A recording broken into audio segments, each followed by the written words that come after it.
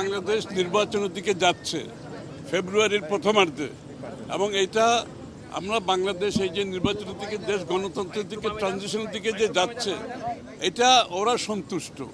ওরা চায় বাংলাদেশ যত তাড়াতাড়ি সম্ভব গণতন্ত্রের পথে চলুক এবং ট্রানজিশন করে একটি গণতান্ত্রিক প্রক্রিয়ার মধ্যে ফিরে আসুক।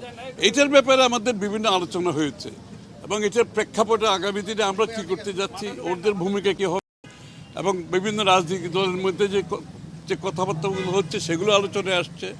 এবং শেষ কথা হলো গিয়ে এটাই, শেষ কথা হচ্ছে বাংলাদেশের যত তাড়াতাড়ি সম্ভব একটা নির্বাচনের মাধ্যমে দেশে গণতন্ত্র ফিরে আসা দরকার। এটা তারা চায়।